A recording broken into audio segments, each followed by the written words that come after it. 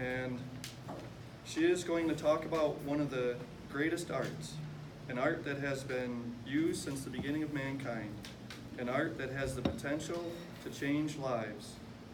I now call upon Marshwari for her third speech, The Art of Storytelling. Thank you, Rich.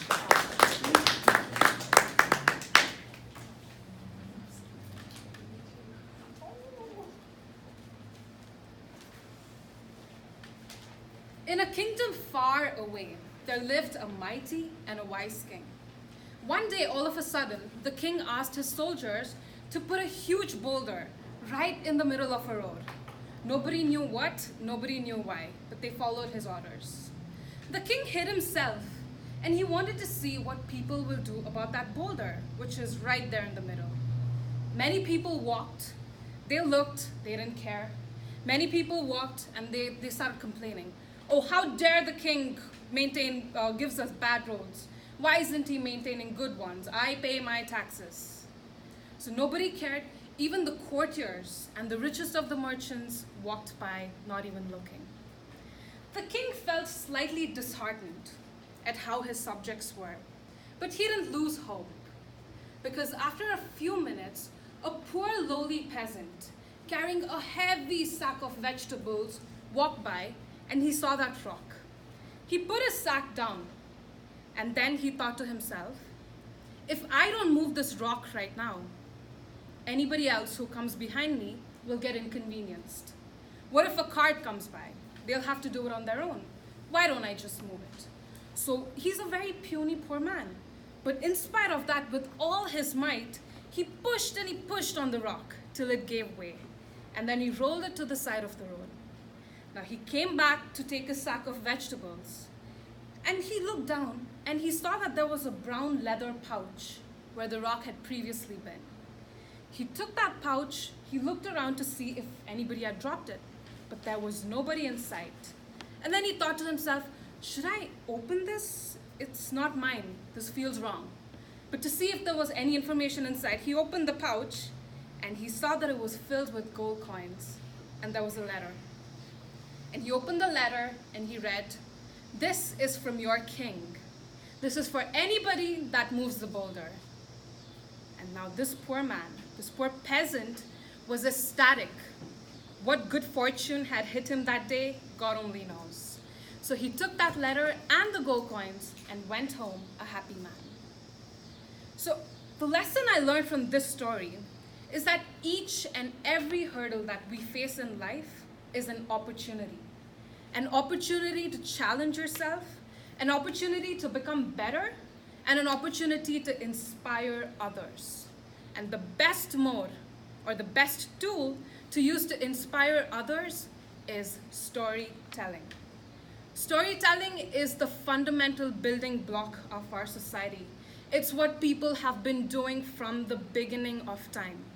It is one of the essential skills that all of us possess.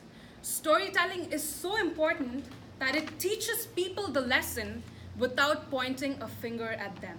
It gives them that life lesson, but it does not say, this is for you. It just tells them the story.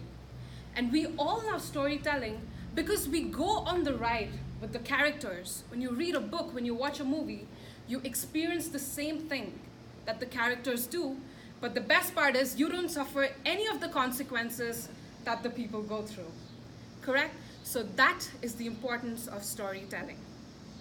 Now, from the time we were children, our ideals and morals were built by stories.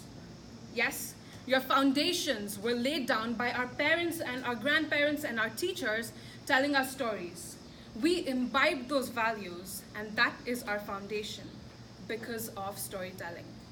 From thousands of years, men have been storytellers. The best example that I can give for you is religion. Take any religion, for example. How do they teach you godly values? Through stories, through parables, and many other things? Correct? Yes? So that is the importance of stories and the power of them.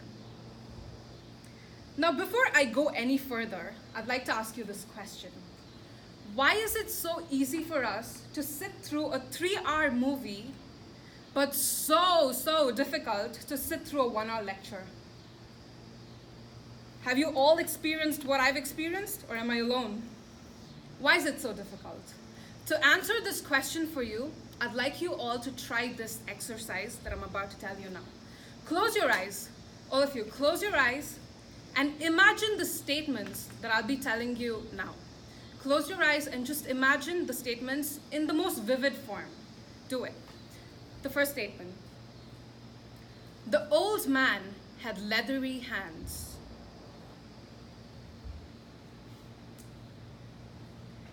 The annual report was complete. Her footsteps on the crunchy leaves echoed throughout the forest. This software can process complex data. Her skin felt like soft, warm butter. Open your eyes. Did you notice a difference in how you could imagine these statements that I just told you? Some were easier, some were more imaginative, and some you couldn't. And the reason this happens is because when your brain listens to lectures, only the language processing part of your brain activates, and it ends right there. But when your brain listens to stories, the entire sensory cortex in your brain lights up. It's like a flashlight in your brain. And what happens because of that is you experience a sequence or a series of events like you are there, but it's all in your head. You feel things, you feel the sense, you feel the touch, the taste, the smell. You experience all of that in your head because your sensory cortex is up. Now, there are a few key pointers that I always follow to be a better storyteller. The first one is understand that stories are about conflict. You need to have a character. You need to introduce an obstacle. There needs to be a climax, there needs to be an ending. Imagine going to a movie and having none of these. It will be a flop, correct? So you need to have an underdog, happy moments, sad moments, mix everything up. People love drama. Even if they say they don't, trust me, they do. Now the second point is story delaying. Whenever you say a story, never give out the ending just like that. Don't give it for free. Make people want the ending. Ask questions. Will he survive? Will the king forgive his son? Will the lovers be united for eternity? Ask questions because questions create suspense and people love feeling that emotion. Okay? And the next one is exaggeration. Exaggerate the emotions, the feelings that a person is going through. Exaggerate the settings. Exaggerate the voice. Because you all have seen how people tell stories to kids. There's a lot of ooh, there's a lot of ahs going on. That's exaggeration and people love it. The last one and the most important one, I cannot specify how important this is, at least for me, I hope you find it too, is you have to be comfortable looking crazy on stage. While storytelling, you have to do a lot of gestures, a lot of actions. You got to do what the person does because you are going to portray a lot of characters as one person. You are just one person showing the difference between each and every character. And you can do that with voice modulation, with your actions, the body language, the expressions you use. So to show those differences, you have to be crazy on stage. You cannot skimp away on that. So to sum this whole speech up, stories have a very profound impact on humans. The sooner you understand their power, the better a speaker you can become. Stories have been with us for thousands of years, changed millions of lives, and even the course of history. You can always plant your ideas and your vision in another person's head simply by telling him or her a story.